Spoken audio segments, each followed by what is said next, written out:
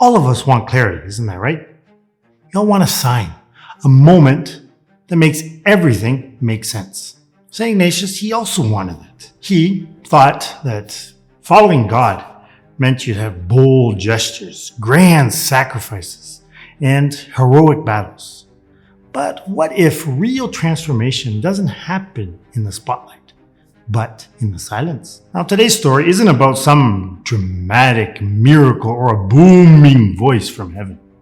It is about a man who went searching for God in the noise and found him in the silence in a small town called Manresa. St. Ignatius discovered the kind of stillness where God speaks the loudest. After his conversion, he planned to only pass through Manresa for a few days. But what he encountered there wouldn't just change his life, it would shape all of history. So, right now, I'm going to pick up my trusted magnifying glass, and together, we will take a closer look at what really happened in that cave, in that silence, in that sacred hidden place where Blessed Mother shaped a wounded soldier into a spiritual warrior. Manresa was a quiet town nestled in a valley known for its great Marian devotion. It was here, not far from the Benedictine monastery of Montserrat, that St. Ignatius' true vocation started to take shape. He lived simply off of alms, spent his days in prayer, and helped the sick in the hospital. He also taught children catechism and spoke about faith with anyone willing to listen. But Manresa wasn't just a stop in his journey. It became his spiritual training ground. You could say his spiritual boot camp. He went through intense struggles, mystical experiences. He went to confession regularly and received Holy Communion weekly, meditated on the Passion daily, and often withdrew to a cave outside the town, now known as the Shrine of Manresa. He lived with the Dominicans, spending 7 hours a day in prayer, kneeling, fasting, and even scourging himself. And during this time, St. Ignatius received extraordinary graces. Graces he always attributed to our Blessed Mother's intercession. One day, as he prayed on the monastery steps, something happened. He was lifted beyond the earth in a mystical vision of the Holy Trinity, an experience so overwhelming that he wept greatly. In that silence, St. Ignatius realized something very powerful. God works quietly in our soul. And to truly discern His will, we need peace. We need to turn down the volume of the world long enough to actually hear God's voice. And it was here, in prayer and penance, away from the noise of the world, that our Blessed Mother prepared her soldier for his mission. Preparing him not for a battlefield, but for a far greater mission. To help rebuild the church, much like St. Francis of Assisi some time before him. After leaving Montserrat, St. Ignatius planned to stay in Manresa for just a few days. And those days turned into 11 months. He spent most of that time in solitude, praying deeply and learning how to listen to God. In this cave, amid his struggles and revelations, St. Ignatius began writing the first draft of the spiritual exercises, a work that would shape the faith of countless souls for centuries to come. These writings actually came from his own journey, a guide to help others hear God's voice, grow in faith, and find Him in their daily lives.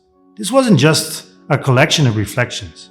It was a roadmap, a step-by-step guide to a life-changing encounter with God. So in St. Ignatius, we have a mystical instructor who teaches us to hear God's voice. He shows us a Jesus who is relatable as a human and infinitely loving God, always present, always available to us. For nearly 500 years, these meditations have shaped spiritual retreats around the world, especially within religious orders. And today, they are freely available to anyone seeking a greater relationship with God. The ultimate goal of these meditations is to renew and deepen our interior life, all under the gentle guidance of the one who first gave them to St. Ignatius, our Blessed Mother. But before we wrap up the story, I want to hand you my trusty magnifying glass. Look closely at your own life for a second. Are you filling every quiet moment with noise? Are you searching for signs when God is inviting you into silence? Are you asking God to speak, but you're afraid of what He'll say? Maybe you're experiencing your own Manresa moment. Right now, what if what you're going through is your training ground? Perhaps our Blessed Mother is quietly preparing you for something much greater than you can even imagine. Here is my challenge for you. If you want to hear God clearly, if you're tired of confusion, restlessness, or feeling like your prayers have hit a brick wall, start by giving everything to our Blessed Mother. Consecrating yourself to our Blessed Mother is for everyone. You don't have to have it all figured out. It's for anyone who's tired of wandering, guessing, or fighting alone. Let her guide you. When you belong to Mary, she teaches you how to listen, and she leads you straight to her Son Jesus. And for this, I'm going to leave in the description below a link for this free consecration. It's simple, it's powerful, and it could be the step that changes your life forever. So don't hesitate. Go ahead, take the next step. Now, by the time St. Ignatius had left Manresa, he hadn't just survived the storm. He had learned how to navigate it and was stronger and finally at peace. Not because the struggle was over, but because he had learned to recognize God's voice within it. Because God's voice brings peace, not fear. And God speaks in the silence. St. Ignatius' struggles became the wisdom that helped millions through the spiritual exercises. His greatest hardship became a gift to the whole world. And he wasn't the same man who had arrived 11 months earlier. The fire was still there, but it was now focused and ordered. In the silence, he learned how to listen. Through the Blessed Virgin Mary, he learned how to follow. But this was only the beginning, because the man who once dreamed of the battlefield glory was now ready to raise a different kind of army. One not armed with swords, but with obedience, discipline, and above all, love for the church.